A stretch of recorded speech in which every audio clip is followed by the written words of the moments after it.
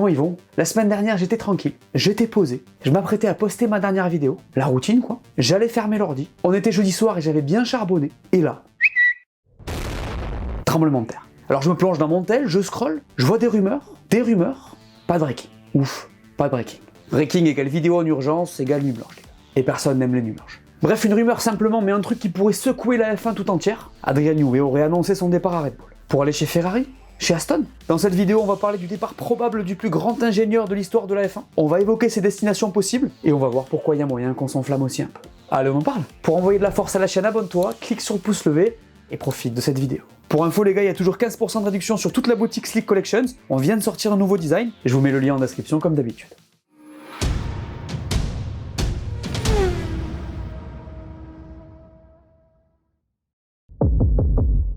Pour commencer cette vidéo, je vous propose d'aller un peu plus loin sur la rumeur du départ de Newey. Parce que c'est presque une info en fait. Et oui, comme je vous le disais, c'est sorti d'un coup comme ça. Et là, on peut dire que les sources sont fiables. En général, il n'y a pas de fumée sans feu, alors quand ça s'excite comme ça, vous pouvez être sûr qu'il y a quelque chose derrière. Newey serait insatisfait de la situation chez Red Bull depuis le début de la saison. Vous savez de quoi je parle. L'affaire Horner, cette énorme crise qui fait vaciller l'équipe en 2024. Je sais, vous avez l'impression que ça se calme, mais soyez sûr que ça se trame toujours en tâche de fond, et on n'est pas au bout de nos surprises. Gardez vos notifs pas loin. Pour revenir rapidement sur la situation chez Red Bull, vous l'aurez compris, ce qui se trame va beaucoup plus loin que juste Horner et la guéguerre avec Marco, puisque ce sont les deux entités de la firme qui sont en bataille d'après ce qu'on sait. Donc la partie taille et la partie autrichienne. C'est une crise particulièrement forte, et clairement, ce que vous voyez tous les week-ends, c'est l'arbre qui cache la forêt. La rumeur du départ de Newey n'en est que la preuve. D'ailleurs, il n'y a pas vraiment eu de démenti là-dessus, on a simplement déclaré qu'il n'y avait pas d'infos sur lui allant ailleurs. C'est encore un peu flou. Alors je vous ai dit qu'il n'y avait pas de fumée sans feu, mais il faut quand même considérer tous les aspects de la chose. Il n'y aurait pas forcément eu d'échange entre Newey et la direction de l'écurie ou celle de la marque Red Bull, et il n'aurait pas remis de lettre de démission. Alors personnellement, je pense qu'il va quitter Red Bull à un moment donné, vous allez comprendre en fin de vidéo que selon moi, il y a moyen qu'on s'enflamme un peu. Ça serait quoi les pistes s'il quittait les Autrichiens? Première piste pour lui, peu probable, mais possible, la retraite. Et oui les gars, Adrian Newey est proche des 70 ans, en F1 il a donné fort, donc on peut imaginer qu'il a envie de se la couler douce. Attends, qui ne le comprendrait pas? Le mec est probablement le plus grand ingénieur de l'histoire de la F1, des voitures gagnantes il en a fait partout où il a été, je vous invite à aller voir cette vidéo pour plus d'infos, donc clairement la retraite c'est une possibilité. Deuxième piste, et vous en avez forcément entendu parler, Aston Martin. Et oui, puisqu'il aurait reçu une offre mirobolante de la part de Lawrence Stroll pour rejoindre le projet vert. Vous le savez, le Canadien a faim, il a de quoi séduire n'importe qui dans le paddock, et il ne se serait pas privé de tenter sa chance avec Newey. L'offre aurait été faite à Jeddah cette saison, et on n'a pas plus d'infos depuis. Alors vous allez me dire, mais Aston c'est pas intéressant, c'est pas un projet qui va lui plaire, il n'est pas là que pour l'argent. J'entends. En vrai, je pense qu'on peut enlever la partie financière de la table. Pas que ça ne l'intéresse pas, mais je pense qu'où qu'il aille, il aura une rémunération conséquente. Donc on peut raisonner sans cette variable. Il y a plusieurs choses qui me font penser qu'Aston Martin peut être intéressante pour lui. D'abord, c'est le projet et les moyens qui vont avec. Il y a un campus tout neuf, une nouvelle soufflerie, t'es ingénieur, ça peut te séduire. Ensuite, il y a Honda. Je le répète les gars, Honda est un élément à prendre en compte en ce qui les concerne. Avec Red Bull en ce moment, ils sont les meilleurs, ils bossent déjà avec Newey et ce depuis 5 ans maintenant. On peut imaginer que ça pourrait le séduire s'il propose des garanties sur le moteur 2026. Alors ça sera pas forcément évident de passer de Merco à eux, hein. Je vous rappelle que l'arrière de l'Aston est celui de la Mercedes, mais bon, c'est prometteur. Faut pas oublier que chez Aston, il y a aussi Dan Fallows avec qui il a bossé longtemps chez Red Bull, c'est à noter aussi. Dernier point pour Aston Martin, c'est que bosser avec eux lui permettrait de rester en Angleterre. Alors s'il bosse avec Ferrari, ça veut pas forcément dire bouger complètement en Italie, mais on peut imaginer qu'à 70 ans, t'as envie d'être au plus proche de ta famille. Surtout si tu voyages beaucoup comme c'est son cas depuis 40 ans. Donc ça pourrait jouer aussi. Bref, Aston, c'est pas la plus grosse rumeur, mais ça pourrait être un point d'atterrissage pour lui. Passons maintenant à ce qui vous intéresse le plus, Ferrari. Parce que là, il y a un truc, et clairement ça excite tout le monde. S'il va chez les rouges, c'est un peu le fantasme ultime. La Dream Team en fait. Les Galactiques. Vasseur, Newey, Hamilton, Leclerc, ça fait rêver. Et clairement, la rumeur est hyper forte. Il a été vu à Bologne en avril, on en parle non-stop. Les mêmes sur les réseaux, j'en parle même pas.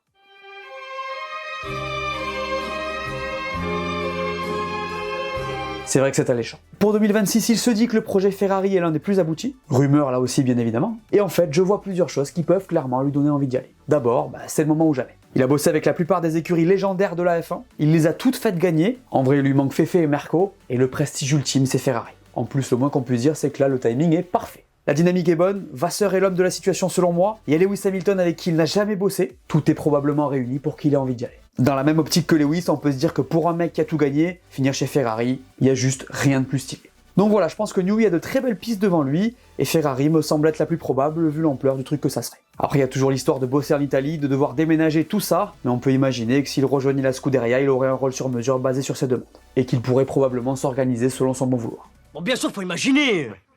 Voilà. Mais est-ce qu'on serait pas un peu en train de s'enflammer, les gars? Je vois vos tronches à travers l'écran. Vous êtes comme ça? Vous vous dites, mais qu'est-ce qu'il raconte, le gonze? On parle du plus grand ingénieur de l'histoire, celui qui a littéralement dessiné la domination de Max Verstappen, qui pourrait se barrer? Vous êtes fou, mon petit. Car vous êtes fou. Non, enfin, c'est... Laissez-moi vous expliquer mon point de vue. Notez bien que dans cet avis, je prends bien évidemment en compte le passé incroyable de Newey, ses voitures hallucinantes et son génie incontestable. Ceci étant dit, il y a plusieurs éléments qui me font me calmer par rapport à la situation que nous vivons. La première, c'est son contrat, qui va jusqu'à fin 2025. Alors je suis le premier à dire que les contrats ça veut rien dire, et je pense que c'est vrai. Par contre, dans son cas, il y a moyen qu'il y ait des clauses qui protègent Red Bull, probablement plus que sur d'autres contrats. En fait, c'est même vraiment très probable. Ayant ça en tête, il se pourrait que même s'il annonce son départ, il ne puisse être effectif que fin 2025. Sachant ça, Horner pourrait le mettre au placard en 2025, histoire de ne pas lui donner de billes qu'il pourrait partager à la concurrence par la suite. Et si on combine ça à la fameuse période de jardinage obligatoire en F1, donc moment pendant lequel la personne doit être éloignée de la Formule 1 et donc est contrainte à ne donner aucune info sur son ancienne équipe, période qui va de 6 mois à 1 an, mais j'imagine que dans son cas ça sera 1 an, et ben on pourrait avoir un Newey qui arrive dans l'équipe qu'il choisit en 2027, ce qui fait que l'impact de son travail pourrait n'être ressenti qu'en 2028. Là ça fait mal.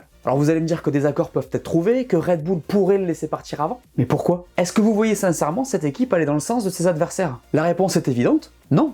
Donc cette donnée, il faudra la prendre en compte. Elle fait mal au moral des fans de Ferrari, mais elle est réelle et il faut faire avec. Ensuite, et c'est essentiel, 2026 est un changement de réglementation principalement focalisé sur le moteur. L'aéro aura son importance bien évidemment, mais on peut imaginer qu'elle sera moindre. Il suffit de se baser sur les derniers gros changements pour le deviner. Dans tous les cas, ce que ça veut dire, c'est que l'impact du travail d'Adrian Newey devrait être réduit. D'ailleurs, c'est déjà arrivé. Entre 2010 et 2013, Red Bull domine avec un Newey aux manettes. En 2014, les moteurs changent. Il est toujours là, mais c'est Mercedes qui prend le lead grâce à son moteur. Quoi de mieux comme bon petit exemple comme ça? Donc a priori, moins d'impact pour eux. Enfin les gars, spoiler, unpopular opinion, pas sûr que Newey ait eu l'impact qu'on lui attribue sur les dernières voitures. Je pense pas qu'il en a aucun. Je pense qu'on a un peu tendance à tout lui créditer alors qu'il a une équipe de dingue derrière lui. Je pense que Pierre Vacher, Enrico Balbo et leurs équipes font un taf monstrueux qu'on sous-cote un peu. On le sait, Red Bull fait souvent de la com sur des têtes, et c'est aussi peut-être un peu le cas avec Newey. Encore une fois, je n'oublie pas le passé et qui il est, ne montez pas sur vos grands chevaux. Pour résumer, je pense qu'on peut imaginer que Newey n'aurait peut-être pas fait le même taf sans sa team d'ingénieurs, et que cette équipe peut ne pas bouger avec lui. À titre d'exemple, il se dit qu'en 2022, il souhaitait partir sur un concept à la Mercedes, donc sans ponton, mais que ses équipes l'auraient convaincu de ne pas persévérer, avec le résultat qu'on connaît de part et d'autre. Tout ça remet un peu les choses en perspective.